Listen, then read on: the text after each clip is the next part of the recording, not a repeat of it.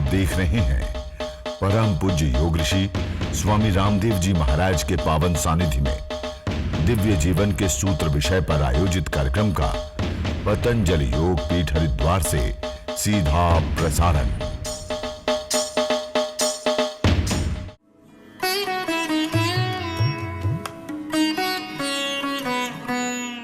प्रभु जी तनी सी दया कर दो, हमको भी तुम्हारा प्यार मिले। प्रभु जी इतनी सी दया कर दो, हमको भी तुम्हारा प्यार मिले। कुछ और भले ही मिले न मिले, प्रभु दर्शन का अधिकार मिले। कुछ और भले ही मिले न मिले, प्रभु दर्शन का। हम जन्म जन्म के प्यासे हैं, हम प्यासे हैं। प्रभु तुम करुणा के सागर हो, प्रभु तुम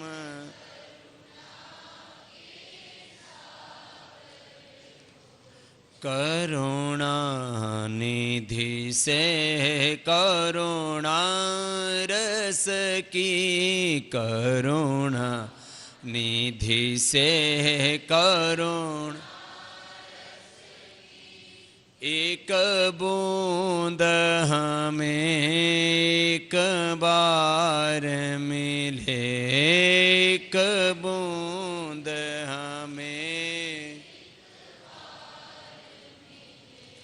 प्रभु जी इतनी सी दया कर दो, हमको भी तुम्हारा प्यार मिले।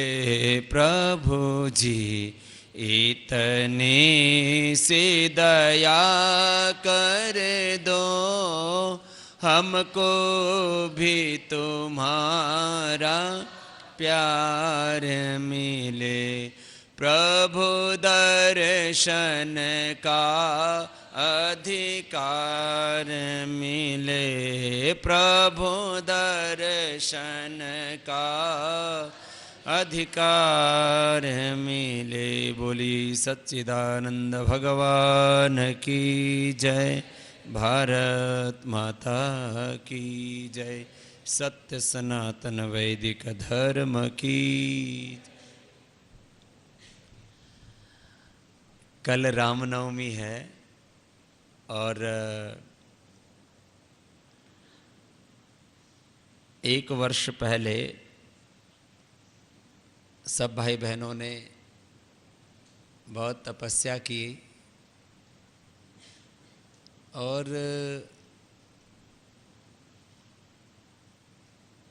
इस भगवान के पथ पर, अनंत के श्रेय के पथ पर,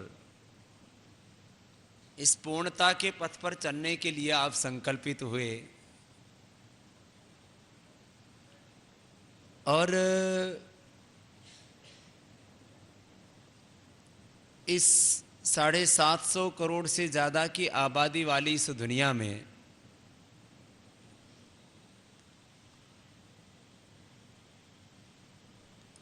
ऐसे पूरी प्रामाणिकता के साथ इस संन्यास मार्ग पर, श्रेय पथ पर,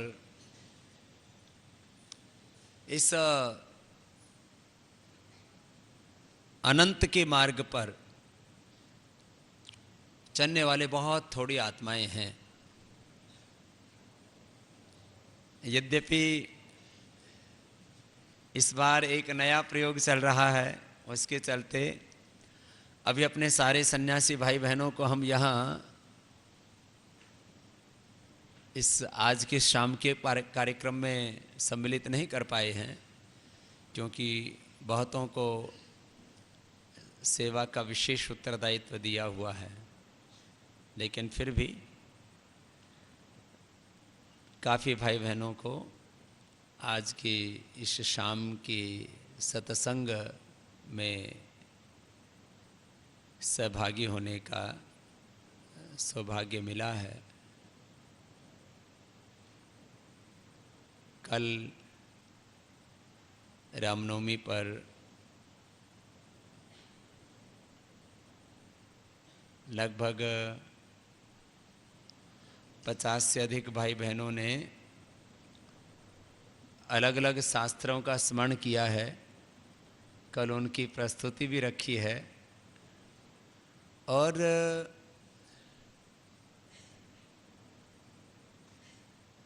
आज से मैंने उसको थोड़ा थोड़ा प्रारंभ किया। हमारी बहुत ही विदुषी साध्वी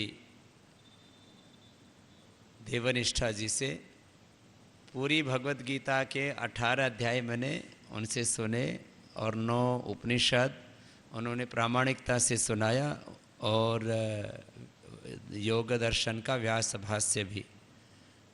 यद्यपि उनको भी बहुत सेवाओं में नियुक्त किया हुआ है, इन सब के बीच में हम अपने स्वधर्म को, जो हमारी मुख्य धारा है, उसको छोड़ते नहीं हैं।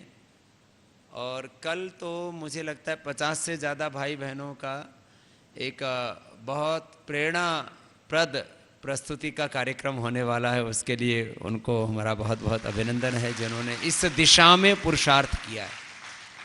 यद्यपि आज सेवा का विशेष उत्तरदायित्व जिनके ऊपर है, उनको अभी हमने इस समय भी इस सत्संग में आने के लिए उनको अभी नहीं कहा था, तो वो अपने उत्तरदायित्व का निर्वहन करते रहेंगे, जिनको जो उत्तरदायित्व है। मैं 2-3 बातें खास कहना चाहता हूँ।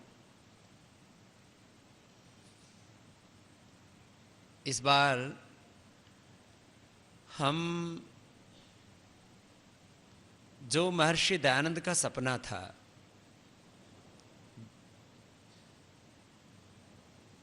ऋषियों की मेधा से युक्त मनुष्य निर्माण का, जिसमें 16 संस्कारों की हमारी प्राचीन परंपरा का उन्होंने बहुत ज़्यादा प्रचार किया, उसके ऊपर बहुत बल दिया। और इस समय यद्यपि अलग अलग संस्कारों का उल्लेख अलग अलग कर्मकांड के ग्रंथों में, और कुछ जिनकी के जीवन का ध्येय ही मात्र संस्कार कराना है या पौरोहित्य कर्म है, अथवा कुछ गिने चुने कुलवंश होंगे पूरे देश में जहां ये 16 संस्कारों की परंपरा शेष है।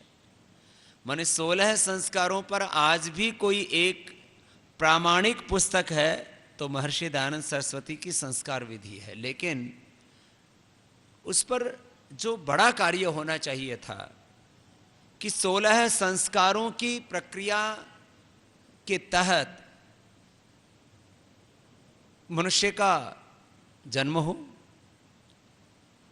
माने गर्भाधार, पुंसवन, सीमंतोन्नय संस्कार, 3 संस्कार गर्भ में हो, फिर जात कर्म, नामकरण, अन्नप्राशन, चूड़ाकर्म, कर्णवेद, निष्क्रमण आदि संस्कारों की जो परंपरा के बाद यज्ञोपवीत वेदारंभ संस्कार हो, और फिर वैदिक परंपरा के अनुसार उसकी शिक्षा दीक्षा हो। ऐसा क्रम इस देश में लगभग लुप्त प्राय हो चुका है। ये बहुत बड़ी चिंता की बात है। मैं अपने आंखों के सामने देख रहा हूं कि पिछले 40 वर्षों में हमारी इस वैदिक विद्या की परंपरा, आर्ष विद्या की परंपरा, ऋषि ज्ञान परंपरा, जो भी हम इसके लिए शब्द प्रयोग करें, सनातन वैदिक परंपरा, आर्य हिंदू संस्कृति में जो एक हमारी श्रेष्ठ विद्या की परंपरा थी, लगभग वो समाप्त प्राय हो रही है। आज से 30-40 वर्ष पहले काशी, बनारस, वाराणसी में आपको कम से कम 500 से 1000 और प्रामाणिक 100-200 विद्वान अलग अलग विषयों के, व्याकरण के, न्याय के, दर्शन के, वेदांत आदि विषयों के और आयुर्वेद के, अलग अलग जो हमारे प्राचीन शास्त्र हैं उनके प्रामाणिक विद्वान, कम से कम 50-100 तो प्रामाणिक विद्वान और 500 से 1000 विद्वानों का वहां पर एक प्रभुत्व था, उनका यश गौरव था। आज वो लगभग समाप्त प्राय है। पूरे देश में काशी को ज्ञान की नगरी कहा जाता है। अभी भी काशी में पढ़ के आए भाई, और उसकी इतनी बड़ी मान्यता थी पूरे देश में। इसीलिए महामना मदन मोहन मालवीय जी ने बनारस काशी हिंदू विश्वविद्यालय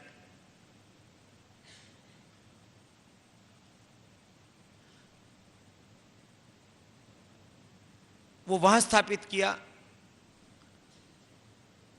दूसरी विद्या की परंपरा अलग अलग क्षेत्रों में, कुछ दक्षिण भारत में, कुछ उत्तर भारत में, हरिद्वार, ऋषिकेश आदि में, कुछ अलग अलग तीर्थों में थोड़ी बहुत शेष रही, कुछ आर्य समाज के गुरुकुलों में शेष रही, और वह भी आज लगभग, मैं अधिक वर्षों, 40 वर्षों की नहीं, पिछले मैं 25 वर्षों की भी बात करूं, 25 वर्ष पहले जो मैंने विद्या की परंपरा हरिद्वार में देखी, ऋषिकेश में देखी, मैं एक स्थान विशेषों का नाम नहीं ले रहा हूं, लगभग वह लुप्त प्राय हो गई। और मैं क्योंकि वेद परंपरा, आर्य हिंदू सनातन वैदिक परंपरा का सन्यासी हूं, और महर्षि दयानंद हमारी उस आचार्य परंपरा के प्रामाणिक महापुरुष हैं, गुरु विरजानंद हमारी उस गुरु परंपरा के बहुत बड़े गौरव हैं, जो प्रज्ञा चक्षु होते हुए सब शास्त्र उनको कंठस्थ थे। और महर्षि दयानंद ने लगभग सारे उपलब्ध ऋषियों के ग्रंथों का अध्ययन किया। कितना बड़ा विद्या के क्षेत्र में उन्होंने पुरुषार्थ किया। आज वो परंपरा लगभग लुप्त प्राय हो चुकी थी। मैं इसको आत्मश्लाघा की दृष्टि से नहीं कह रहा हूं। इस 125 करोड़ के भारत में यदि आज विद्या के क्षेत्र में और प्राचीन विद्या के क्षेत्र में, विशेष करके वेद विद्या के क्षेत्र में, व्याकरण, दर्शन, उपनिषदों से प्रारंभ करके वेद वेदांगों की शिक्षा दीक्षा के क्षेत्र में यदि पूरे भारतवर्ष में जितना कार्य हो रहा होगा, उस कुल मिलाकर के पूरे भारतवर्ष में अलग अलग संस्थाओं के माध्यम से, अलग अलग महापुरुषों गुरुओं के माध्यम से, तो उस सर्व से भी अधिक, उन सब कार्यों की तुलना में भी उनसे कई गुना अधिक यदि कहीं कार्य हो रहा है इस आर्ष विद्या के क्षेत्र में, वो तो पतंजलि योगपीठ है। और हमने यह उत्तरदायित्व अपने ऊपर लिया है कि व्याकरण, दर्शन, उपनिषदों से लेकर के वेद वेदांग, जो हमारी प्राचीन ऋषि परंपरा है, जो हमारी प्राचीन वेद परंपरा है, इस वैदिक ज्ञान परंपरा के लिए हमें बहुत बड़ा पुरुषार्थ यहां पर करना है। 10 वर्षों में इसमें बहुत अधिक पुरुषार्थ यहां पर किया गया। अब उसका बड़ा परिणाम सामने आया कि आज मैं कह सकता हूं कि लगभग हमारे इन सैकड़ों सन्यासी आचार्यों और ब्रह्मचारियों ब्रह्मचारिणियों के बीच शताधिक प्रामाणिक आचार्य के रूप में तैयार हो चुके हैं। शेष 2, 3, 5 वर्षों में हो जाएंगे। और कुछ ने अपना जीवन का ये ध्येय बनाया है कि विद्या के क्षेत्र में उनको एक बहुत प्रामाणिक पुरुषार्थ करना है।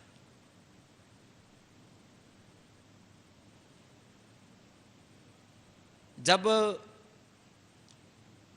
कोई कार्य है, हम देखते हैं कि इसमें मात्र एक दिशा से काम करने से बात नहीं बनेगी, तो हमने इसको अब 3 स्तर पर शुरू किया है।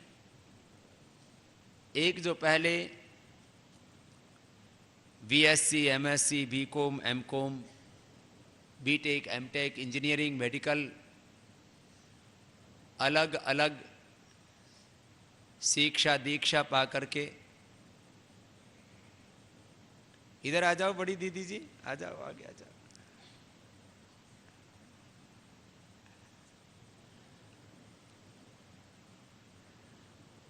ग्रेजुएट, पोस्ट ग्रेजुएट होकर के, मॉडर्न एजुकेशन पा करके, फॉर्मल एजुकेशन पा करके जो आए, उनसे हमने ये विद्या का कार्य प्रारंभ किया। यह एक क्रम है। और जो दूसरा क्रम है वो 5वीं कक्षा से ये पतंजलि गुरुकुलम का शुरू हो गया। आचार्य कुलम में वैदिक एजुकेशन और मॉडर्न एजुकेशन का एक अलग प्रकार का प्रकल्प है, जिसमें हम वैदिक एजुकेशन की फाउंडेशन डाल करके उनको जो मॉडर्न एजुकेशन सिस्टम है उसी में ज़्यादा निष्णात कर रहे हैं।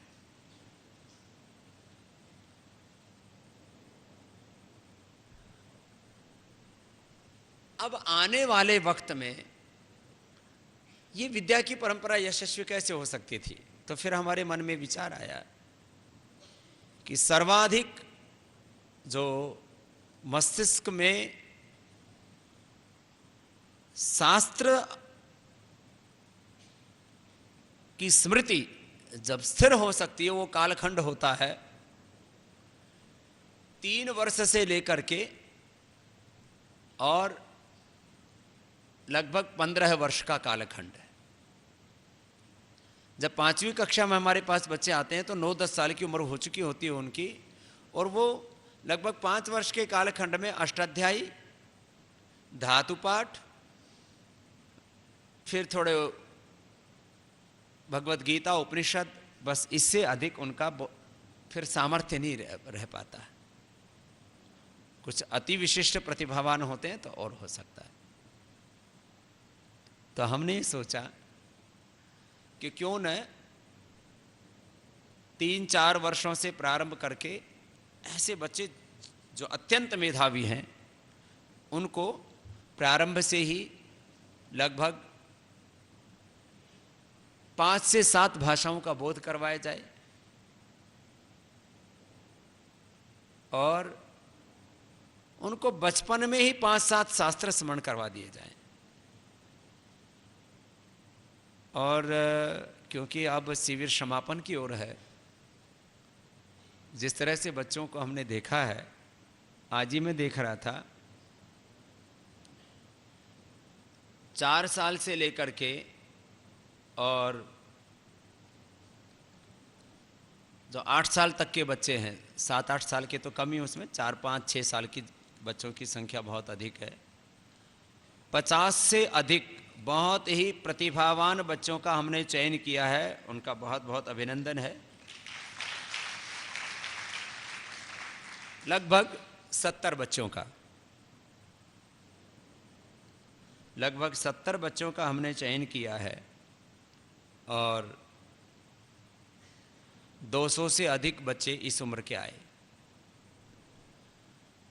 जो 2 से 3 वर्ष वाले बच्चे हैं उनका चयन करना ये बहुत कठिन कार्य है, यद्यपि, क्योंकि उस समय तक उनके आईक्यू लेवल का, उनके मस्तिष्क की प्रतिभा का पूरा मूल्यांकन करने का कोई विशेष माध्यम नहीं होता है। फिर भी हमने देखा है कि इसमें भी लगभग 15 से 20 बच्चों के चयन होने की संभावना है।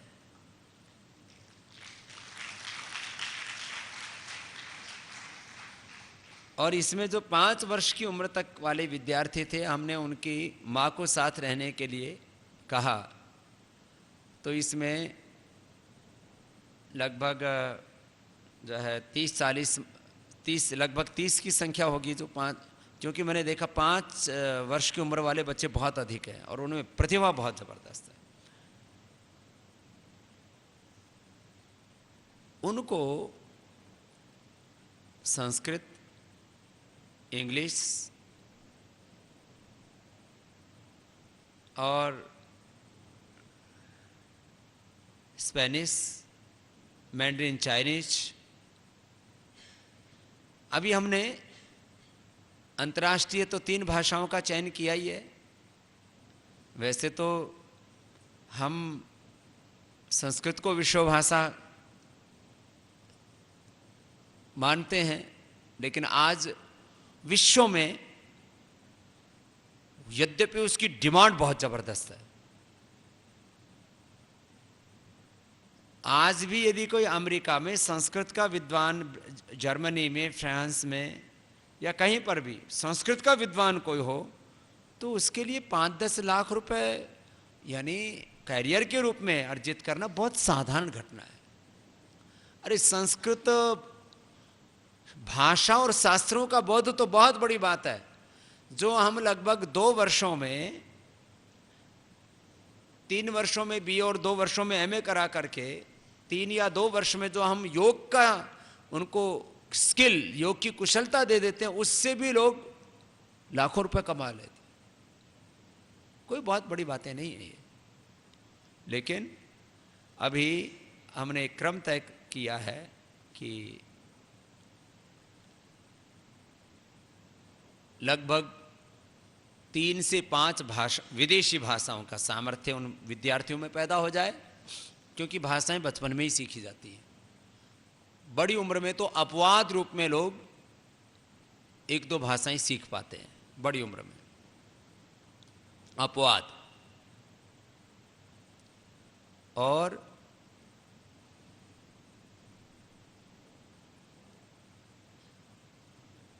सबसे, इससे भी बड़ी बात, भाषाओं से भी बड़ी बात,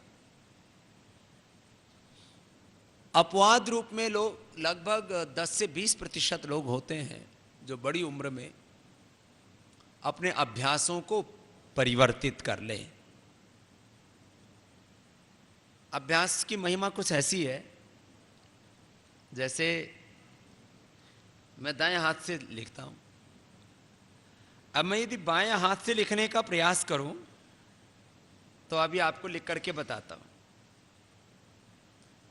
यह अभ्यास की महिमा क्या है।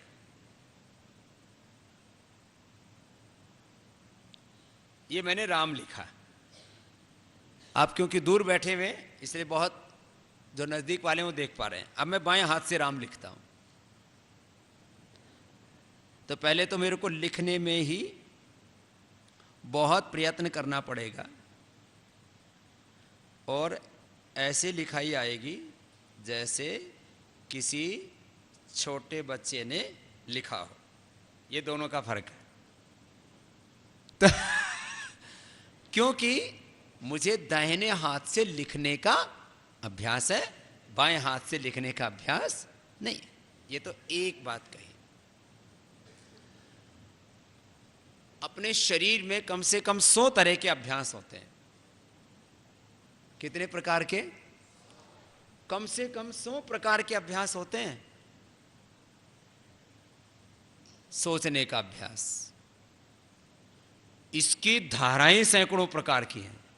माने सोचना किसके संदर्भ में? जीवन के संदर्भ में। जीवन के जो अलग अलग पहलू हैं, सफलता क्या है, विजय क्या है, उपलब्धि क्या है, सुख क्या है, दुख क्या है, अनुकूलता क्या है, प्रतिकूलता क्या है, अच्छा क्या है, बुरा क्या है, मेरे जीवन का मकसद क्या है, क्या मुझे पाना है, क्या मुझे देना है। हजारों धाराएं हैं सोचने की, उनके अभ्यास और कुछ नहीं।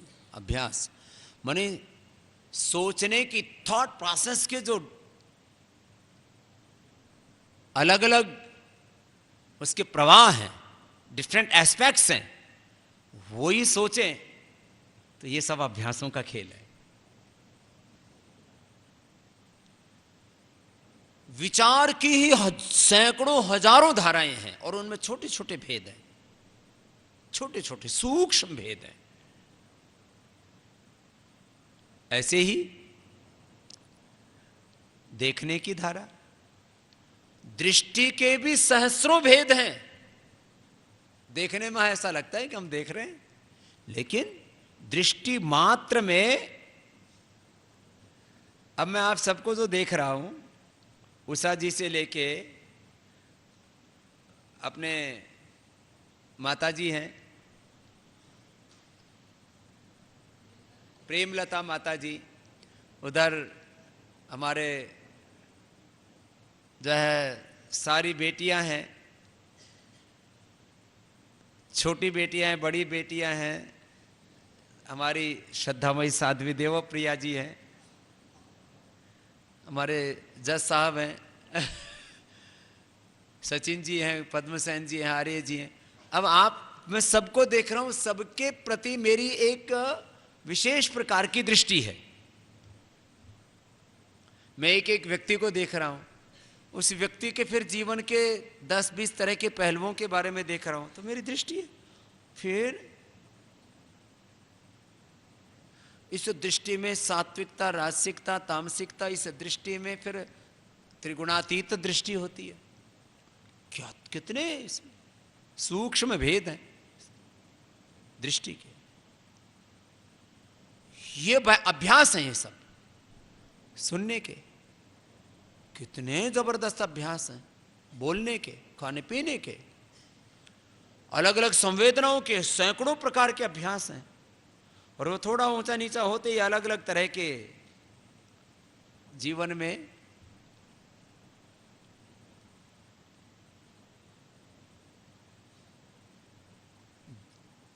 जो हम जी रहे हैं, वो सारा हमारे ज्ञान, हमारे संवेदनाओं और हमारे अभ्यासों का परिणाम है। बड़ा जबरदस्त है। सुबह उठने से लेकर के शाम को सोने तक के आप किस बात को किस तरह से रिएक्ट करते हैं, वाणी से किस बात को कितना ऊंचा, कितना मध्यम, कितना सहज और अनुकूल प्रतिकूल अवस्थाओं में आप कैसे बोलते हैं, कितने हम चाहते हैं। जो मैं अपनी बात कह रहा हूं और मैंने इस बात को दुनिया के सामाजिक, आर्थिक, राजनीतिक, धार्मिक, आध्यात्मिक अलग अलग क्षेत्रों में जो शिखर पर लोग बैठे उनसे भी साझा किया इन बातों को। मैंने जिनको समाज में middle class, upper middle class कहा जाता है, उनसे भी साझा किया इन बातों को। और आम लोगों के साथ में जब मैं इन बातों की चर्चा करता हूं, कहते हैं बात तो ये सच है कि जीवन में बाकी सारी चीजों की महिमा है, धन, संपत्ति, ऐश्वर्य और बाकी सब बातें, लेकिन अभ्यासों की इतनी बड़ी महिमा है। इसलिए मैं जीवन को दो भागों में देखता हूं। एक हमारे जीवन की भौतिक उपलब्धियां, हम एमएलए हैं, एमपी हैं, सीएम हैं, पीएम हैं, हमारे पास में 100, 200, 500, 1000, 10, 20, 50 हजार करोड़ का, 1 लाख, 2 लाख करोड़ का आर्थिक साम्राज्य है। हमारे जीवन में कितने संसाधन हैं, कितनी उपलब्धियां हैं, हमारा क्या कंट्रीब्यूशन है देश के लिए, धर्म के लिए, संस्कृति के लिए, अलग अलग शिक्षा, स्वास्थ्य, कृषि आदि अलग अलग क्षेत्रों में हमारा क्या कंट्रीब्यूशन, वो एक पक्ष है। जितना हमारे जीवन में हमारे कर्म की, पुरुषार्थ की, उपलब्धियों की, हमारे योगदान की महिमा है, किसी भी बारे में जब आप बात करते हैं तो आपका क्या कंट्रीब्यूशन है, किसी भी फील्ड में, हेल्थ में, एजुकेशन में, पॉलिटिक्स में, स्पिरिचुअल फील्ड में, आपका क्या कंट्रीब्यूशन। हमारा एक तरफ पूरे जीवन का योगदान, उसकी अलग एक, उसकी एक महिमा है। और मैं उतनी ही महिमा जीवन में अभ्यासों को देता हूं। इसलिए आपको हमने एक बात कही हुई है बार बार यहां, एक है हमारा विद्याभ्यास और दूसरा है श्रेष्ठ व्रताभ्यास। तो विद्याभ्यास के साथ भाषाओं और की कुशलता और सब के साथ श्रेष्ठ व्रतों का अभ्यास, श्रेष्ठ संस्कारों में जीने का अभ्यास, श्रेष्ठ वृत्ति में जीने का अभ्यास, जो भी इसके लिए नाम दिया, दिव्य चेतना में जीने का अभ्यास, हायर कॉन्शियस में जीने का अभ्यास, जिसके लिए मैं कह रहा था महर्षि दयानंद ने जो एक दिव्य मानव निर्माण की, उसी को अतिमानस चेतना से युक्त मानव निर्माण की बात श्री अरविंद ने कही। या पूरी दुनिया में अब इस बात को माना जा रहा है कि खाली मनुष्य को शिक्षित बनाना मकसद नहीं होना चाहिए, खाली मनुष्य को समृद्ध बनाना मकसद नहीं होना चाहिए, वो सच्चे अर्थों में उसके भीतर मानवता आए, ह्यूमैनिटी आए, ह्यूमन वैल्यूज, मोरल वैल्यूज। अब इससे भी आगे लोग यूनिवर्सल लॉ की बात कर रहे हैं, स्पिरिचुअल वैल्यूज की बात कर रहे हैं कि उनको मानने वाला इंसान होना चाहिए। और यह प्रयास यदि हम बड़े रूप में इसको परिणामदायी बनाना चाहते हैं तो ये बचपन से होता है। 5 वर्ष की उम्र में लगभग अभ्यास परिपक्व अवस्था में पहुंच जाते हैं। और सब विश्व के दार्शनिक इस बात को मानते हैं कि जो 5 वर्ष में बच्चा सीख लेता है वो 50 वर्ष तक भी नहीं सीख पाता है। अब बताओ, एक तरफ 50 वर्ष और एक तरफ 5 वर्ष, इतनी बड़ी महिमा है इसकी। तो यह प्रयोग पतंजलि में पहली बार हो रहा है कि हम 2 वर्ष से लेकर के 5 वर्ष के बच्चों पर भी विशेष पुरुषार्थ इस बार से प्रारंभ कर रहे हैं। और मुझे पूरा विश्वास है इसके बड़े परिणाम आएंगे, इसमें वक्त लगेगा। भाषाओं का अभ्यास, श्रेष्ठ व्रताभ्यास, और तीसरा शास्त्र अभ्यास। मेरा ऐसा विश्वास है कि जब ये बच्चे जो आज हमारे पास में 2 से लेकर के और 4-5 साल के बच्चे हैं, जब ये 10 वर्ष की उम्र तक पहुंचेंगे तो इसमें बहुत ज़्यादा वक्त अब बचा नहीं, 5 वर्ष में दिख जाएगा ये। और 5 वर्ष में नहीं, हर 3-3 महीने में हम इसके परिणाम देंगे। जैसे भौतिक लोग होते हैं ना, तो क्वार्टरली रिजल्ट आउट करते हैं। जो मुंबई के स्टॉक एक्सचेंज में, शेयर मार्केट में जो कंपनियां लिस्टेड होती है, तो कितने कितने महीने का रिजल्ट आउट करते हैं, क्वार्टरली 3-3 महीने का उनको रिजल्ट देना ही पड़ता अपने शेयर होल्डर्स को। तो हम 3-3 महीने के इसमें रिजल्ट आउट करेंगे और आप देखना अगले वर्ष पतंजलि में पैर रखने के लिए जगह नहीं मिलेगी, इतने बच्चे आ जाएंगे। इसका पहला रिजल्ट आउट होगा अभी गुरु पूर्णिमा को, फिर अगला रिजल्ट आउट होगा इसका दीपावली को, फिर उससे अगला रिजल्ट इसका आएगा भारत स्वाभिमान के स्थापना दिवस पर, और फिर उससे अगला फिर रामनवमी पर।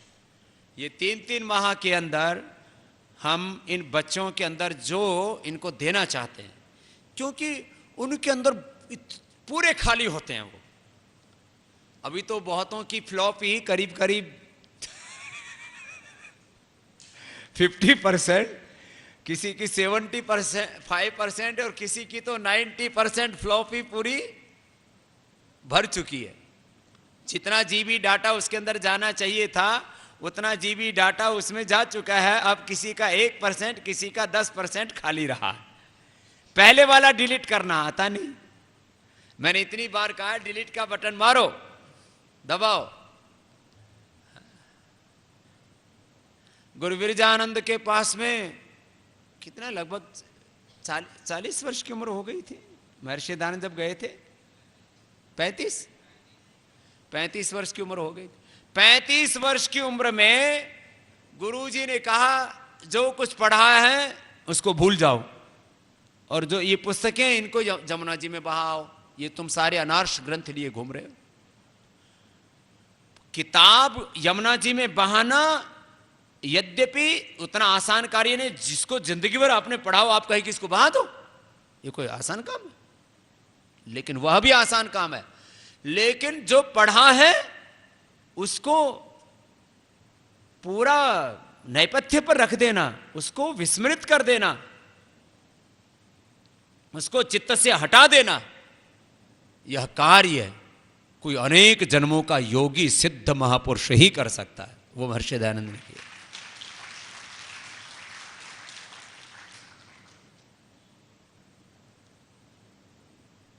हम आपसे सिखाते हैं, आचार्य के पास आते हैं तो आचार्य का पहला रूप क्या है? आचार्यो मृत्युर वरुणाः सोम औषधयाः पयः। बड़ी उम्र में जब गुरु के पास शिष्य आते हैं तो कहते हैं, गुरु जी कुछ आप हमारे अनुकूल चलो, कुछ हम आपके अनुकूल चलेंगे। छोटे बच्चे हैं, वो कहते हैं जो गुरु जी आप जो है हम खाली हैं पूरे। ये 2-3 साल वाले बच्चे पूरे खाली है, 4-5 साल वाले भी, इनमें 2-4% इनका 2-3% माने 100 GB डाटा माने तो 2-3% ही इनका भी रिकॉर्ड हुआ है। उसको डिलीट मारना बड़ा आसान है। उसके ऊपर इतना जो है इतना GB डाटा उसके ऊपर हम डाल देंगे, कितनी खराब खराब चीजें डालते हैं। बड़ी उम्र में हमारे सामने परिणाम हम देख रहे हैं, अलग अलग तरह के हैं। और कोई बहुत साहसी हैं, वो अपने आप को समग्र रूप से रूपांतरित भी कर लेते हैं। मुझे विश्वास है, एक तरफ हमारा ये बड़े जो ग्रेजुएट पोस्ट ग्रेजुएट होकर के आ रहे हो, अनेक जन्मों की सात्विक आत्माएं हैं इसमें। अनेक जन्मों से जिनकी यात्रा चल रही है, वो ऐसी आत्माएं। ये भी हमारा प्रयोग चल रहा है। फिर ये छोटे बच्चों वाला आने वाले, जो हमने 50 सालों में गिरावट देखी है विद्या के क्षेत्र में भारत में, आने वाले 20-25 वर्षों में उससे भी कहीं उन्नत कोटि की विद्या की परंपरा इस भारत में हम दोबारा स्थापित करेंगे। और इसके लिए कम से कम 100-200 श्रेष्ठ प्रतिभाओं को अपना पूरा जीवन लगाना पड़ेगा इसमें, तब ये कार्य निष्पन्न होगा। अभी 20-25 तो श्रेष्ठ प्रतिभाएं हम तैयार कर चुके हैं, कुछ अभी तैयारी में हैं, कुछ अभी आगे तैयार हो जाएंगी। हमें समय लगेगा, लेकिन कुछ कार्यों में तो समय लगता है, वह अनायास नहीं हो जाते। मैं देश में कोई भी आंदोलन खड़ा करना हो तो मैं 7 दिन में खड़ा कर सकता हूं, खड़ा हो जाएगा। कल ही मैं एक प्रेस कॉन्फ्रेंस करके और मैं रामलीला मैदान में या जंतर मंतर पर या कहीं पर भी एक स्थान पर कहीं पर भी बैठ गया, मैं 3 दिन से लेकर के 7 दिन में इस देश में बड़ा आंदोलन आज भी खड़ा कर सकता हूं, और कभी जरूरत पड़ेगी तो खड़ा करेंगे भी। लेकिन 7 दिन में मैं व्याकरण, दर्शन, उपनिषद, वेदों का विद्वान नहीं बना सकता। आदमी बनाने का काम तो 25 साल लगते हैं।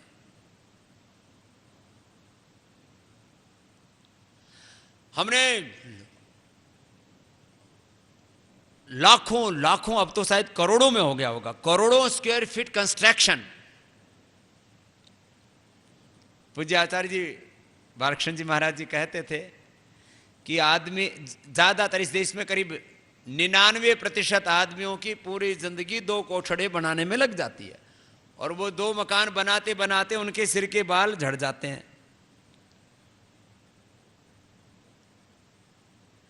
2-4 कमरों का घर बनाने में आदमी के जीवन के जो अक्सर सपने लोग क्या बताते हैं, बोले मेरा सपना है मेरा अपना घर हो, और इसी के आधार पर सारे ये जो हाउसिंग के काम चलते हैं। पूरे जितने भी बिल्डर्स हैं, इंफ्रास्ट्रक्चर में जो लोग हैं, ये सारे के सारे यही सपना दिखाते हैं, सुंदर घर का सपना, मेरा अपना एक घर हो।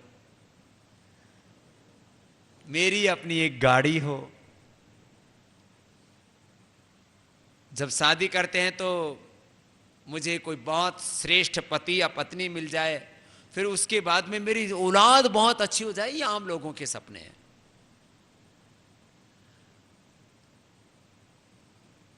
ज्ञात इतिहास में किसी भी सामाजिक धार्मिक संस्था के द्वारा सर्वाधिक निर्माण का काम पिछले 15 वर्षों में हुआ है तो वो पतंजलि योगपीठ है।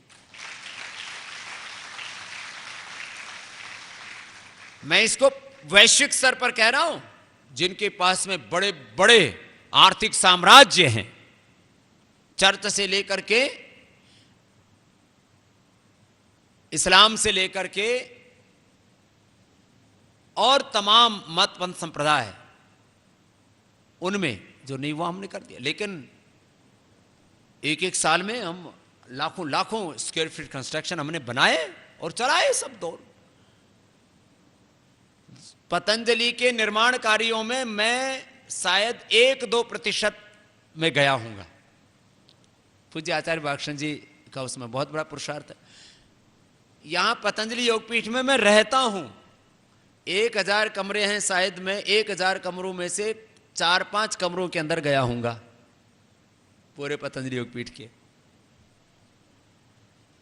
मैं दूसरी बात आपसे कह रहा हूं, बड़े बड़े भवन, बड़ी बड़ी सड़कें, बड़े बड़े एयरपोर्ट, बड़े बड़े रेलवेज की लाइनें, ये हम 2 से 5 वर्षों में बिछा सकते हैं और अमेरिका से भी ज्यादा बड़ा इंफ्रास्ट्रक्चर हम भारत में खड़ा कर सकते हैं। ये ताकत आ जाए। आदमी नहीं बना सकते। आदमी बनाने की एक प्रक्रिया है। श्रेष्ठ, प्रतिभावान, उसके लिए 20-25 वर्षों का वक्त लगता है। फिर उसको सिखाने में 20-25 वर्ष लग जाते हैं। कुल मिला करके ये करीब 50 साल का कार्यक्रम है। कितना? अब इतना धीरज भी हो और फिर इन 50 वर्षों के कार्यक्रम है। इसमें मेरे करीब 25 वर्ष तो लग चुके हैं, अभी 25 वर्ष और लगेंगे। और जब मेरे पूरे बाल सफेद हो जाएंगे तब इसका पूरा परिणाम सामने आएगा। वैसे चाहते तो नहीं आप मेरे पूरे सफेद हो जाएं, लेकिन होंगे वक्त के साथ। जब मैं करीब 75-80 वर्ष का हो जाऊंगा तब जैसे पूर्ण मानव में देखना चाहता हूं उसको मैं अपनी आंखों के सामने देख पाऊंगा। और मैं कह सकूंगा तब कि सामाजिक, आर्थिक, राजनीतिक, धार्मिक, आध्यात्मिक क्षेत्र में इनके ऊपर पूरा देश विश्वास कर सकता है। और इससे ज्यादा अभी बोलूंगा तो कुछ लोगों को रात को नींद नहीं आएगी। इतना बड़ा कार्य है, इसके लिए बहुत प्रामाणिक होना पड़ता है। अब मैं इसलिए आज रामनवमी के दिन इस बात को कह रहा हूं, क्योंकि कल रामनवमी की अभी नई दीक्षा हो रही है। तो हमारे नए ब्रह्मचारी भाई बहन दीक्षा ले रहे हैं, एक बार उनके लिए बहुत बहुत अभिनंदन हो जाए। आज मैं आप ही के लिए स्पेशल आया। अब इसमें भाइयों की पहचान करना बड़ा आसान है।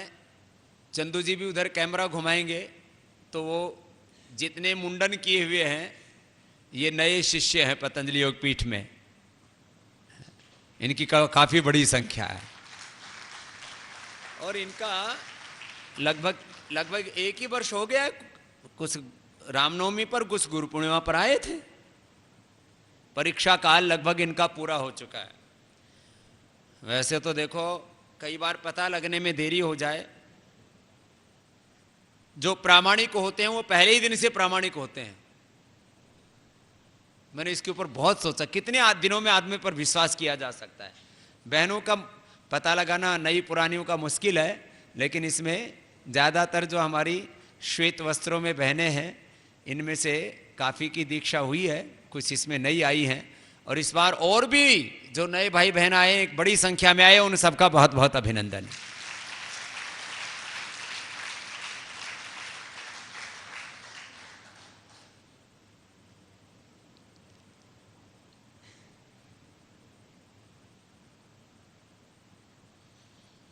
एक व्यक्ति होता है जो बहुत बड़ा सामाजिक, आर्थिक, राजनीतिक, धार्मिक संगठन खड़ा कर लेता है, उसके पीछे एक बहुत बड़ा साम्राज्य खड़ा कर लेता है, उसके पीछे एक बहुत बड़ी संस्कृति खड़ी हो जाती है। कि दुनिया में जो बड़े बड़े बौद्धिक साम्राज्य खड़े हुए हैं, जिसको हम आइडियोलॉजीज कहते हैं आज की भाषा में,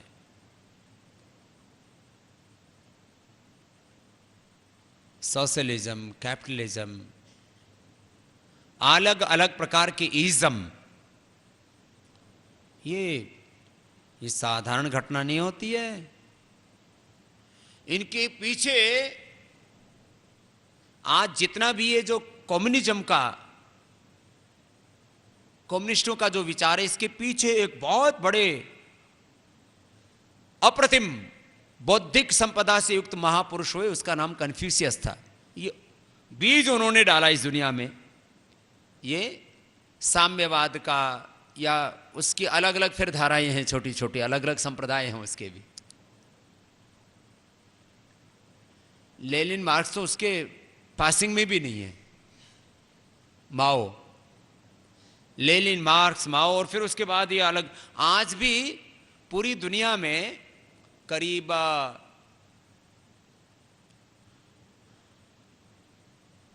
आधी आबादी पर ये साम्यवाद, या जिसको मार्क्सवाद, लेनिनवाद, जो भी नाम दो, ये अलग अलग इसकी छोटी छोटी शाखाएं हैं, उसका भेद है, उनका शासन है। आधी दुनिया पर करीब 30% आबादी पर जो है ये जो कैपिटलिज्म है, पूंजीवाद जिसको बोला जाता है, उसका शासन है। और ये जो इस्लामिक कंट्री हैं ज़्यादातर, वहाँ लोकतंत्र नहीं है। वहाँ पहली बात तो आज भी राजतंत्र है। जैसे भारत के राजा खत्म हो गए 47 साल पहले। 47 साल पहले कितने, करीब 200 करोड़ वर्षों तक भारत में लोकतंत्र नहीं था, राजतंत्र था। और हो सकता है भारत में 50, 100, 200 वर्षों, 50 में तो नहीं आएगा, हो सकता है 200, 500 वर्षों के बाद वापस राजतंत्र आ जाए। यहाँ कोई आश्चर्य की बात नहीं है। अभी भी दुनिया में जितने भी इस्लामिक कंट्री है, राजतंत्र है वहां। और वहां है मजहबी उन्माद। ना वहां सोशलिज्म है, ना कैपिटलिज्म है, ना और कुछ है। बड़ा एक अलग ही तरह का वाद है वो। मैं उसको कोई शब्द नहीं देना चाह रहा हूं जानबूझ करके। अब हम लोग कितने में है? हम लोगों की हालात, ना हम स्पिरिचुअलिज्म में हैं, ना हम सोशलिज्म में हैं, ना हम कम्युनिज्म में हैं, ना हम कैपिटलिज्म में हैं। हमारा कौन सा इज्म हमको पता ही नहीं। ये जो दक्षिणपंथी, वामपंथी शब्द बोले जाते हैं हिंदुस्तान में, अभी तो आगे हमें आने वाले 10 वर्षों में एक बहुत बड़ी धारा इस देश में हम खड़ी करेंगे, जो विधायिका में काम करेगी, कार्यपालिका में काम करेगी, न्यायपालिका में काम करेगी, रिसर्च में, एग्रीकल्चर में, इंडस्ट्री में। एक अलग प्रकार की हमें धारा खड़ी करनी पड़ेगी। अब ये जो अंग्रेजों के वक्त में जो उनके महारानी के दाएं तरफ बैठते थे, दक्षिणपंथी बाएं तरफ बैठते थे, वामपंथी। अब बताओ, ये कोई तमाशा है? बस आज भी हम लोगों को दक्षिणपंथी कहा जाता है। पूरी दुनिया को ऐसे 2 पंथ बोले, दक्षिणपंथी, वामपंथी। और इसका इतना बुरा हाल हो रखा है पूरे देश का। तो खैर, ये तो मैंने बाह्य दर्शन कहा थोड़ा। मैं आपको बात ही कहना चाहता हूं कि बड़ी बड़ी संस्कृतियों, बड़ी बड़ी सभ्यताएं, ये जो सिविलाइजेशन शब्द आप सुनते रहते हो ना, ये बहुत बड़ा शब्द है। हम भारतीयों को क्या बोला जाता है? वैदिक सिविलाइजेशन के लोग बोला जाता है। क्या बोला जाता है पूरी दुनिया में हमें? वैदिक सिविलाइजेशन के लोग। ये वैदिक सिविलाइजेशन को ऐसे आ गया था, इसके पीछे कुछ महापुरुषों, ने बहुत बड़ा तप किया था, वो व्यक्ति थे। हम यहां कहते हैं व्यक्ति सब कुछ नहीं होता है, धर्म, संस्कृति, विचार, सत्य, ये सब कुछ होता है। लेकिन धर्म, संस्कृति, सभ्यता, विचार, समाज, राष्ट्र, वर्तमान, अतीत, इतिहास और भविष्य, ये व्यक्ति से ही होता है। अब कितनी बड़ी बात है। हमारे यहां कहते हैं व्यक्ति सब कुछ नहीं होता है, व्यक्ति मात्र निमित्त है। धर्म सब कुछ होता है, सत्य सब कुछ होता है, भगवान सब कुछ होता है, लेकिन व्यक्ति के बिना कुछ नहीं होता है। ये व्यक्ति ही है जिन्होंने ये बड़ी बड़ी संस्कृतियां, बड़ी बड़ी सभ्यताएं, बड़ी बड़ी विरासत जो हम कहते हैं ना, ये हमने विरासत में पाया है, ये हमारी संस्कृति है, ये हमारी सभ्यता है, ये हमारा इतिहास है। ये इतिहास किसने बनाया भाई? ये व्यक्तियों ने बनाया। ये संस्कृतियां, ये सभ्यताएं, ये विचारधाराएं, ये परंपराएं जो हम कहते हैं ना समाज में, ये हमारी परंपरा है, ये हमारी संस्कृति है, ये हमारा ट्रेडिशन है, ये हमारी विरासत है, ये हमारा हेरिटेज है, ये हमारा नॉलेज है, ये हमारी हिस्ट्री है, ये हमारा कल्चर है, ये हमारा नेचर है, ये हमारा सिविलाइजेशन है। ये जो शब्द बोलते हैं ये क्या है? ये सब ऐसे प्रतिभावान, ऐसे अप्रतिम बौद्धिक सामर्थ्य से युक्त और जिन्होंने अपने प्रचंड पुरुषार्थ से, अपने प्रचंड साहस से, शौर्य से, पराक्रम से बहुत बहुत पुरुषार्थ किया सब दिशाओं में, और फिर कोई एक बड़ी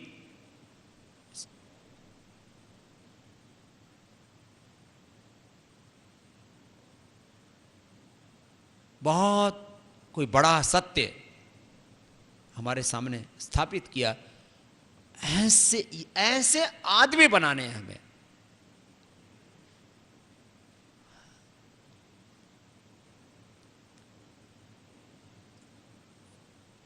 कांग्रेस तो अंग्रेजों का विरोध करने के लिए एक पार्टी बन गई थी, एओ ह्यूम ने बनाई थी। यद्यपि फिर बाद में, अब उस समय अंग्रेजों ने अपने ही सत्ता के खिलाफ जो बगावतें होती थी उनको रोकने के लिए उस पार्टी का गठन करवाया था।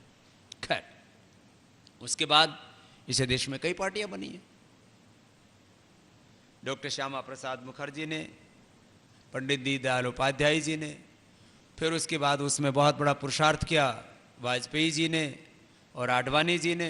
वाजपेयी जी का कुछ दिन पहले शरीर पूरा हुआ, आडवाणी जी का जो है अभी राजनीतिक संन्यास हो चुका।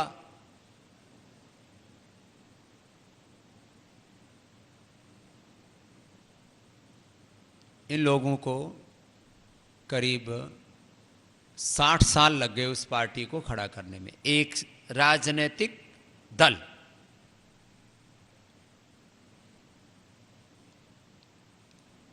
हर एक की अलग तरह की प्रक्रिया है।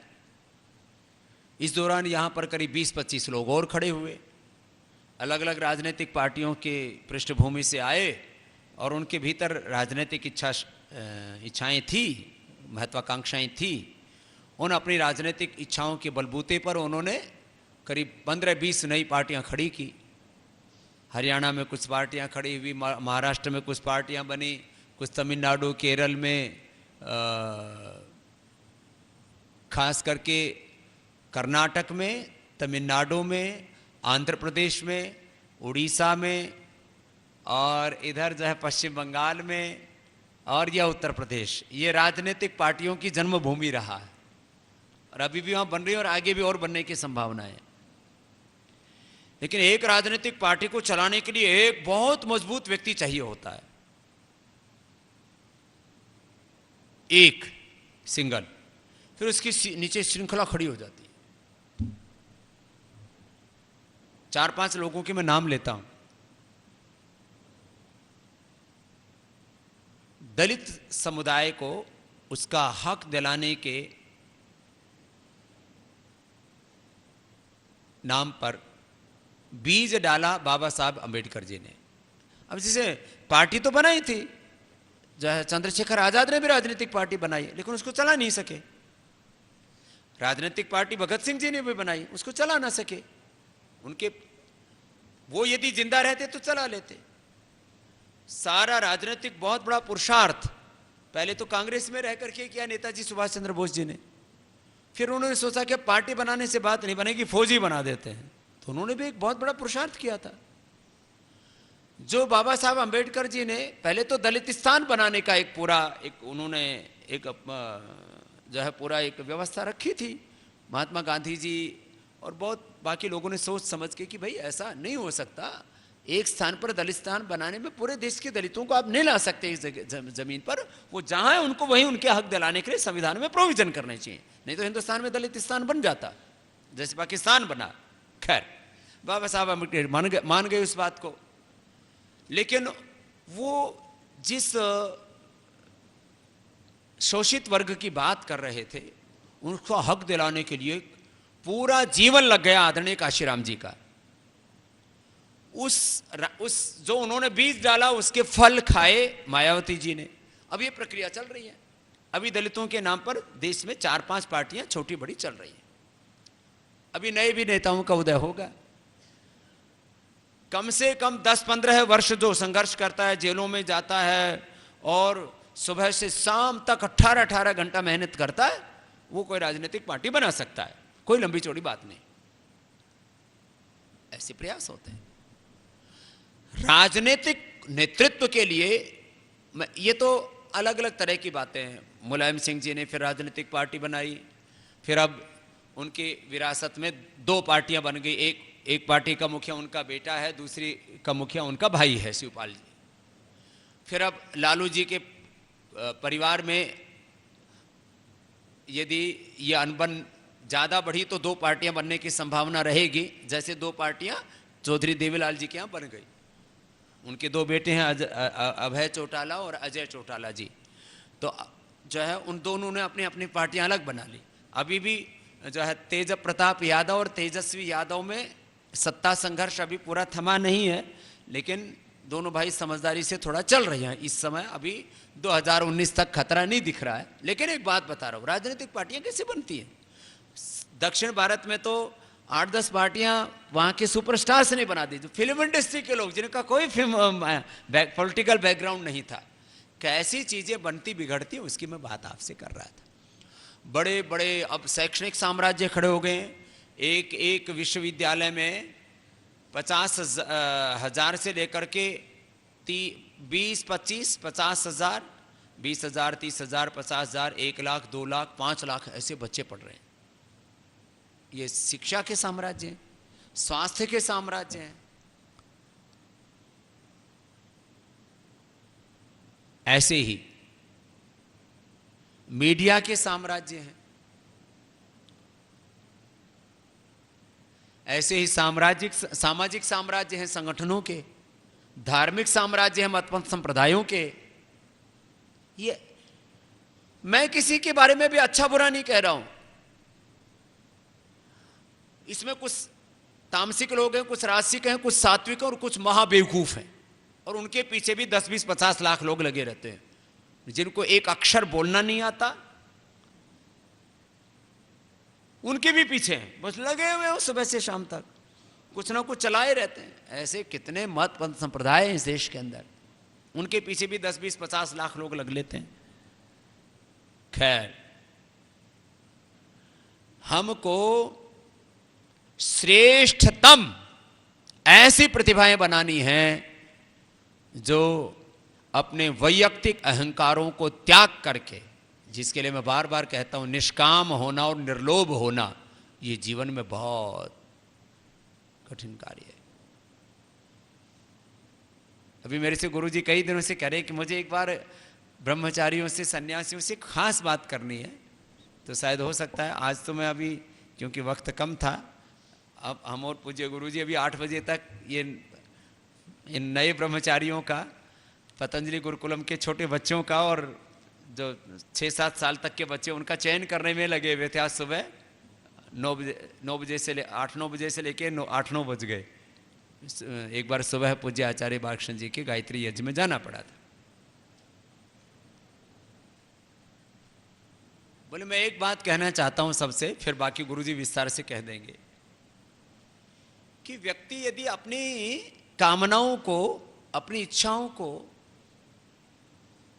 मार करके, मिटा करके, हटा करके, और यदि एक बहुत बड़े यज्ञ में अपने आप को समाहित कर दे तो कोई समस्या ही नहीं है।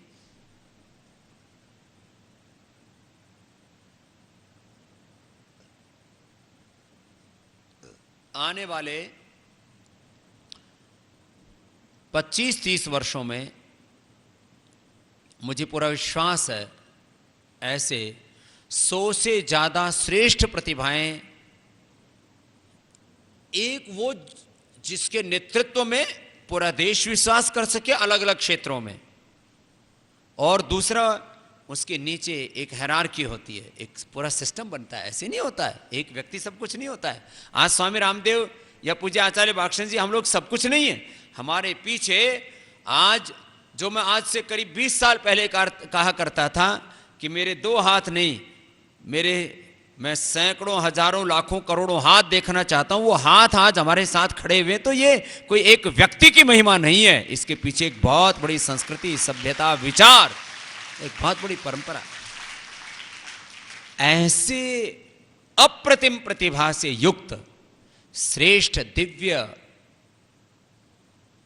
पूर्ण मानव, जो भी उसके लिए शब्द कहा जाए, ऐसे ये करने का संकल्प है पतंजलि गुरुकुलम। इसलिए मैं कहता हूं यह पतंजलि गुरुकुलम, यह हमारी जो है यह हमारा वो बीज है जो आगे बहुत बड़ा वृक्ष बनेगा। पतंजलि गुरुकुलम और वैदिक गुरुकुलम ये एक दूसरे, इसका दूसरा चरण है यह वैदिक गुरुकुलम।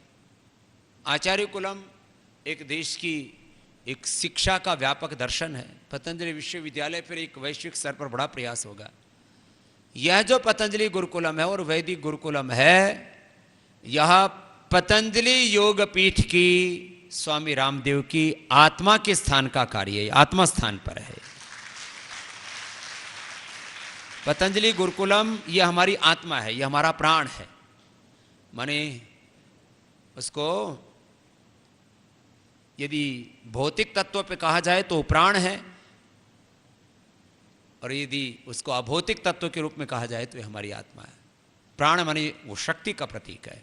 हमारी सारी शक्ति और ऊर्जा वो यहाँ से तैयार होनी है, जो आने वाले 25, 50, 100 वर्षों में विश्वव्यापी होने वाली है। तो मैं, क्योंकि सारे अभी पतंजलि गुरुकुलम के बच्चे यहाँ पर नहीं हैं और सारे वैदिक गुरुकुलम के भी भाई बहन सब यहाँ नहीं हैं, लेकिन मैं आप सबको आत्मस्वरूप मानता हूँ, अपनी ही आत्मा मानता हूँ, और अब इसलिए मैं आपको अपने आत्मज और आत्मजा मानता हूँ। उसी भाव चेतना में जीता हूँ। वैसे तो जिस मार्ग पर हम चल रहे हैं, यह तो यस्तु सर्वाणि भूतानि आत्मा एव अभूत विजानता तत्र को मोह कह शोक एकत्व अनुपश्यत है। ये सारी मेरी ही आत्मा है। ये बहुत ऊंची भाव चेतना है हमारी इस अध्यात्म के मार्ग की। लेकिन वो जो विराट आत्मा है उसके साथ एकात्म होकर के जीना, लेकिन उसके लिए दो, एक बाह्य परिधि है, एक आंतरिक परिधि है। तो बाह्य परिधि में ये सारे अस्तित्व के रूप में जो भी दृष्ट है, अदृष्ट है, ये सब मेरी आत्मा है। इस भाव चेतना में हम सन्यासी लोग जीते हैं। लेकिन इस पूरी दृष्टि को धरातल पर उतारने के लिए एक आंतरिक परिधि में एक अंतरंगता का बहुत बड़ा विषय है। तो आज मैं इस सत्संग वार्ता को यहाँ इस संकल्प के साथ पूरा कर रहा हूँ कि आप सब मेरे आत्मस्वरूप हैं।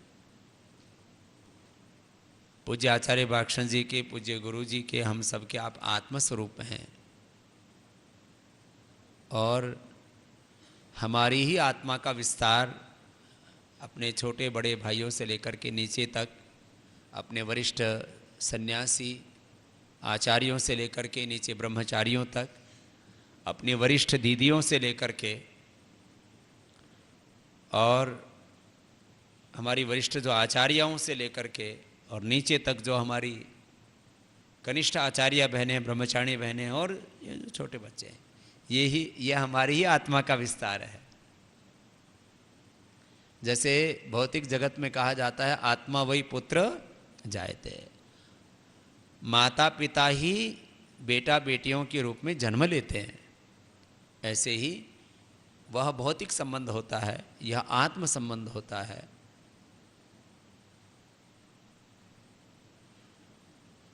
एक यौन संबंध से संतति होती है, एक मौख संबंध से, मुख का जो संबंध है, और इसमें यह जो आत्म संबंध है ये रक्त संबंध से भी बड़ा होता है, क्योंकि ये शाश्वत है, ये सनातन है, ये जन्मों जन्मों का संबंध होता है। यह जो हमारा आत्म संबंध होता है, इसको हमें इतना गौरव देना है, इतना गौरव देना है कि मेरे जीवन का संपूर्ण सामर्थ्य, मेरा एक एक रोम रोम, पूज्य आचार्य जी बहुत कहते इस बात को कि एक बार अपने जीवन की आहुति देना, शहादत बलिदान दे देना, यह भी छोटा साहस नहीं, लेकिन उससे भी बड़ा साहस होता तिल तिल करके उसके लिए जीना, एक एक पल एक बड़े उद्देश्य के लिए जीना, ऐसा संकल्प। उससे अनुप्राणित होकर के आप सब भाई बहन जी रहे, तो मैं आपको अपना आत्मस्वरूप मान करके आप में अपनी आत्मा को देखता हूँ, अपने पूर्वज ऋषि ऋषिकाओं की वीर वीरांगनाओं की आत्मा को देखता हूँ। और मैंने तो बचपन से इस दृष्टि का अभ्यास किया है, और हजारों बार मैं आपने मेरे मुख से शब्द सुना है, ब्रह्म भाव ब्रह्म कर्म। मैंने जब से मुझे विवेक हुआ है, तब से मैंने भगवान को किसी देवी देवता मूर्ति प्रतिमा, वो हमारे सब योगी महापुरुष जिस रूप में भी ऋषि ऋषिकाओं के रूप में वैसे मानता हूँ मैं, लेकिन वह जो पराशक्ति है, अदृष्ट शक्ति है, जो अपुरुषेय शक्ति है, जिसको हम अनादि अनंत अजन्मा कहते हैं, और भगवत गीता से लेके सब वेद जिसका व्याख्यान करते हैं, उस सत्ता को मैंने मूर्त अभिव्यक्ति के रूप में, यूँ तो सारा जगत ही भगवान की मूर्त अभिव्यक्ति है, लेकिन उसकी सबसे ज़्यादा सघन अभिव्यक्ति मनुष्य के रूप में होती है।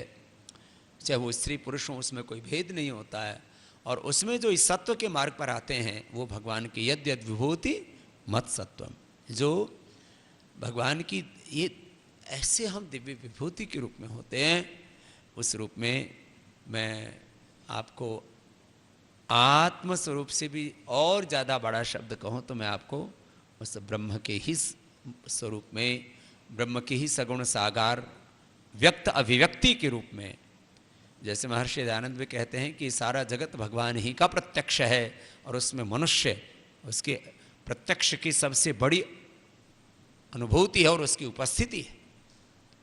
भगवान की भी तो अभिव्यक्ति कहाँ से होगी?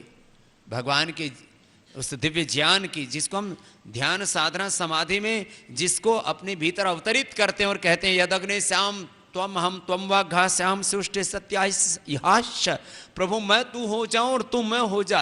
अब ये भेद मिटा, अब मैं तुझ में पूरा प्रतिष्ठित हो जाऊं और तेरा सब ज्ञान, तेरी सारी संवेदनाएं, तेरा सारा सामर्थ्य मुझ में घटित अवतरित हो जाए। यही तो है इस रूप में, इस चेतना में, और इससे कभी नीचे नहीं आना।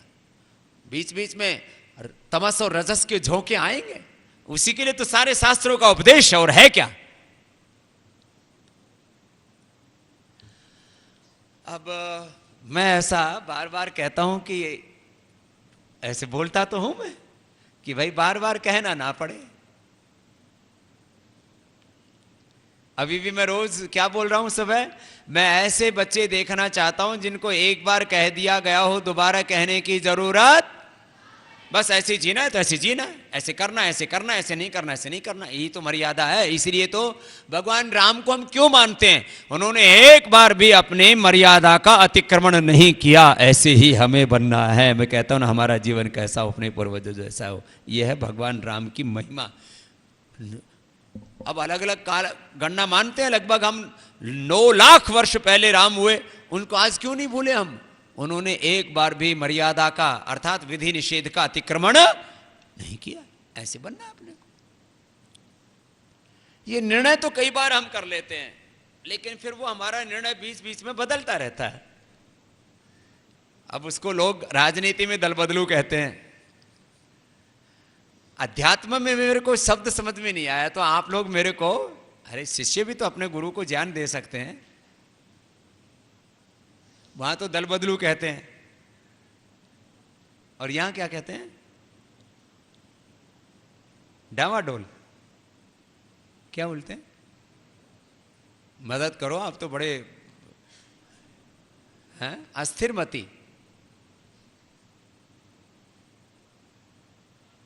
स्थित प्रज्ञ तो अच्छा शब्द है। स्थित प्रज्ञ का उल्टा क्या है, चंचल मति, अस्थिर मति।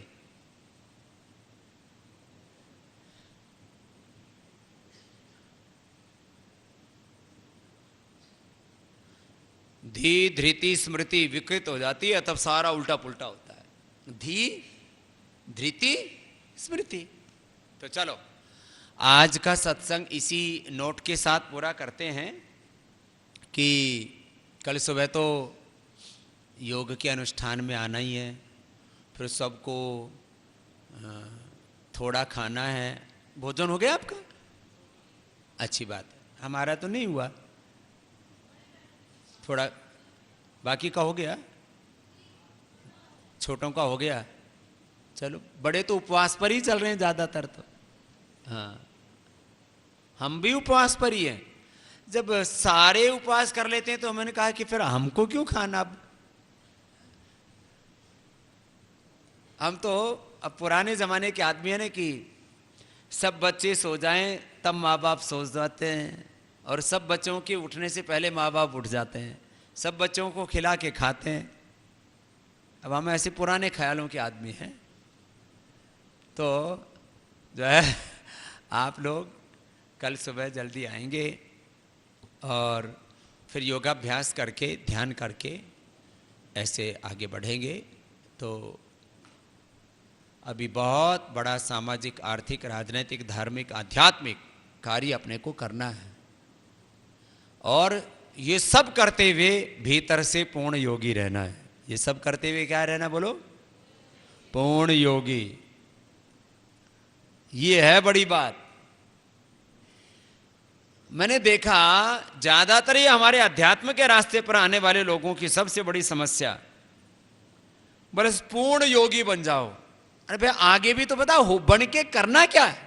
तो मैं दोनों बात एक साथ कहता, पूर्ण योगी बन जाओ और पूर्ण उपयोगी बन जाओ। ऐसा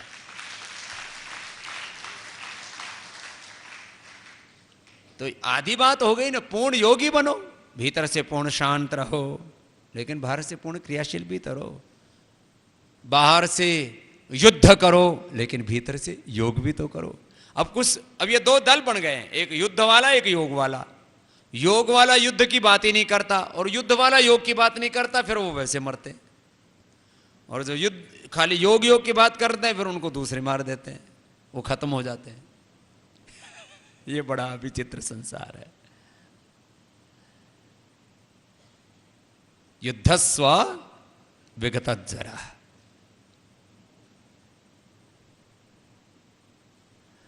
तो कितनी विचित्र विचित्र बातें हैं।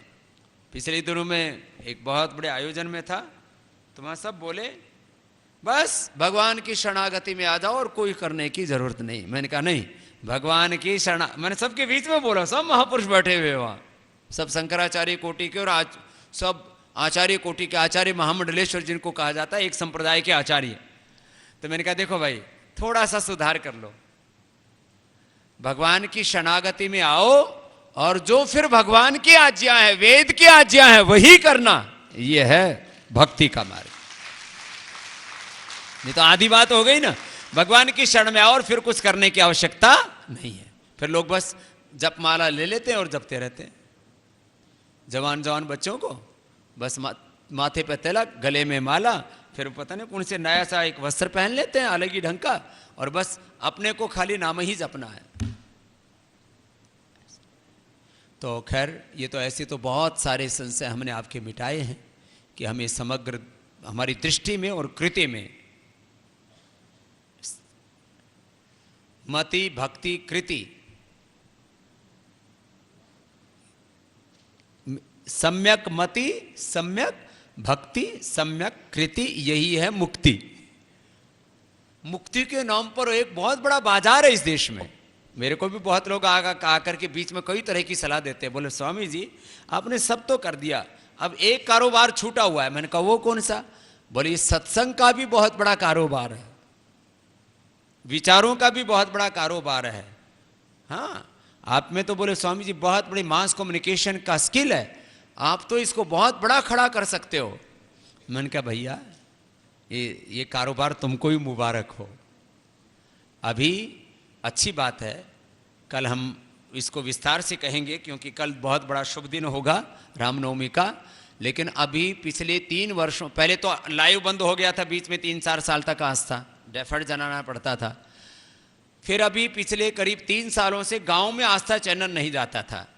अब रामनवमी के बाद ये भी देश को सौगात मिलेगी, सरकार ने हमारी बात मान ली।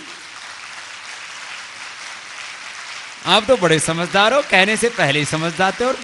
आपको क्या पता गांव में आस्था नहीं आ रहा था? आपको किसने बताया भाई? गांव वाले बताते रहते हैं। ओह, तो ये गांव की करीब 70% आबादी छूट गई थी, वहां आस्था संस्कार नहीं पहुंच पा रहे थे। अब आस्था और संस्कार के साथ वैदिक चैनल भी हिंदुस्तान के सभी गांवों में पहुंचेगा, 6,38,365 गांव में, जो बीच में बंद हो गया था। तो ये सारे काम होंगे, तभी तो इतना ही बहुत है, बाकी कल सुबह भी तो मिलना है। तो आप खूब प्रसन्नता पूर्वक आनंद से शयन कीजिए। हम तो जब सोचते हैं कि सो जाओ, इस शरीर को हम आज्ञा देते हैं कि सो जा, तो सो जाता है। फिर कहते हैं उठ, तो उठ जाता है। फिर कहते हैं ये कर, तो कर लेता है। ये शरीर जो है हमारा बहुत अच्छा सेवक हमको मिला है। हाँ, नहीं तो कई बार सेवक ही कह देता है, नहीं करता। ज़्यादा से ज़्यादा क्या करोगे, नौकरी से निकालोगे तो। हाँ ऐसे कई लोग रोज जो है अपना रिजाइन लेकर के बैठे रहते, लेकिन हमारे शरीर ने आज तक रिजाइन नहीं दिया और 100 साल तक ये नहीं देगा। इतना बढ़िया घोड़ा है हमारा। हाँ, ये बहुत जोरदार है। नहीं तो साहब ये हम इस पेट को कितना अभी तक ठोका होगा इसको। ये सोचता होगा किसके पल्ले पड़ गया, ये सुबह शाम तो ठोकता ही रहता है। हमारे शरीर ने हमारा बहुत साथ दिया, हमारी इंद्रियों ने, हमारे हृदय ने, मस्तिष्क ने, हमारे प्राणों ने बहुत साथ दिया। इसके लिए भगवान का बहुत शुक्रिया, उनका बहुत बड़ा अनुग्रह है हम पर।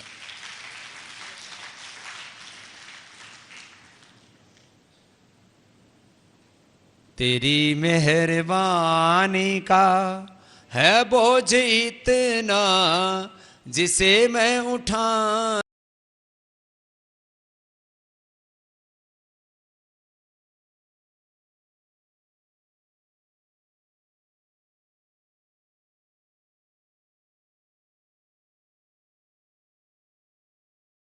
फिर भी मैंने न जानी सजावार हूँ मैं, गुनहगार हूँ मैं, तुम्हें मुँह दिखाने के काबिल नहीं हूँ तेरी मेहरबानी का।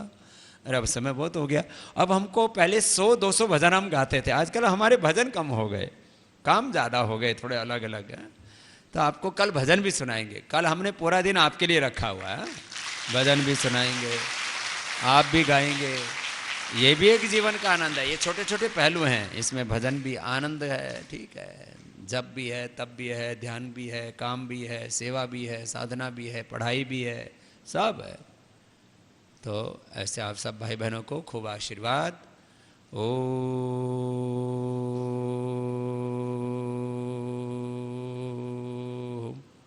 शांति शांति शांति।